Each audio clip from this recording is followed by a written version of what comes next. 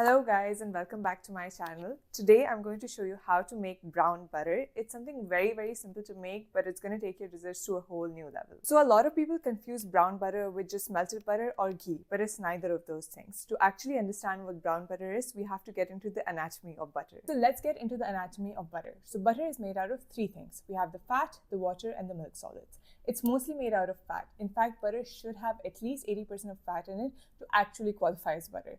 So if you're looking for something high quality, you look for butter that has at least 82 to 83% fat in it, and that's good quality butter. The remaining part of butter is made out of water and milk solids. So milk solids are the dairy part of the butter, and they're the most important thing when it comes to making brown butter. So when you cook butter, the milk solids in the butter actually start to caramelize and toast, just like something similar to what happens when you toast or roast nuts. They become more flavorful, and they have a lot more depth and flavor. Something similar happens to the milk solids in the butter when you cook them and when you toast them, and it gives the butter a lot more flavor and it makes them roasty, toasty. The butter just tastes very delicious, and that's why when you add it in desserts, the desserts taste so much more better. And this is why I love using brown butter so much more than just regular plain butter. You can think of it sort of like plain bread versus toasted bread. So when you toast the bread, it becomes a lot more flavorful and it has that nutty flavor in it. The same thing happens to butter when you actually brown it. So the only ingredient that you need to make brown butter is some simple plain old butter. Just try to make sure that it's high quality butter with good fat percentage to get a more flavorful brown butter. And here's all the equipment you'll need to make the brown butter. You'll need a saucepan to cook the butter in, a silicone spatula or a wooden spoon to mix the butter, and you'll need a heat-proof bowl to transfer the butter in once it's cooked. Make sure it's heat-proof because we're going to transfer the butter into it while it's still very hot. So if it's not heat-proof, it's going to blast and you're going to blame me for it. So don't do that. So anyway, let's get started. Okay, first things first, keep the heat always at either medium or medium low. Do not take it too high because butter burns very easily. So if you take it too high, it's going to burn. Keep adjusting the heat throughout the process to make sure that the butter does not get very hot.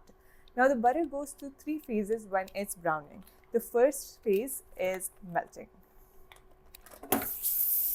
In this step, you have to let the butter melt completely. You can see the fat and milk solids here in the melted butter. These milk solids are what we want to brown in this process. Once the butter has melted, the browning process will begin. So from now on, keep stirring it often to make sure that the heat is spread evenly so that no part of the milk solids burn in the process. Now comes phase 2, separation. As the butter cooks, the milk solids will start separating from the fat and coming up to the surface like you can see here. They will start forming a layer on top.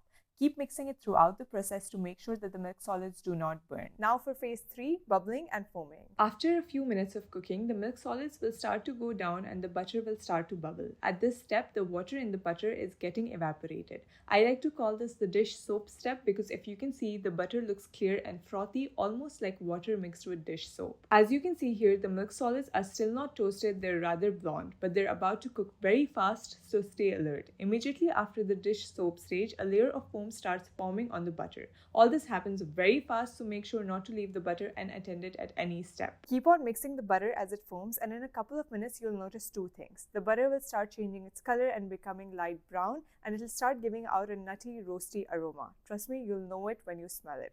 This means that the browning process has started and you're very close. Once the butter starts looking brown and smelling nutty, do not cook for more than 30 to 45 seconds or you risk burning the milk solids completely. A 30-second difference is all it takes for them to go from perfectly toasted to burnt. You can see here that the milk solids have browned. Once the butter reaches this stage, immediately take it off the heat. As soon as the butter is brown, transfer it to the bowl to make sure that it does not cook anymore.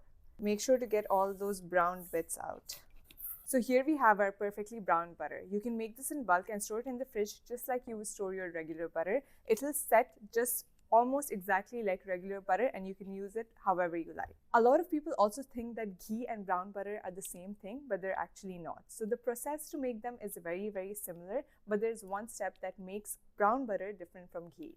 So if you know, ghee is also known as clarified butter. So the reason it's called clarified butter is because it's butter without the milk solids. So when you're browning the butter, if you want to make ghee, you kind of skim off the milk solids when they separate from the butter fat, and then you strain it at the very end. So at this step, you strain it to remove all the milk solids, and then it's primarily fat, and then you have ghee. So ghee is also different from brown butter in a way that it has less lactose because of course we remove the milk solids, and the smoking point is higher. So that's how ghee and brown butter are different.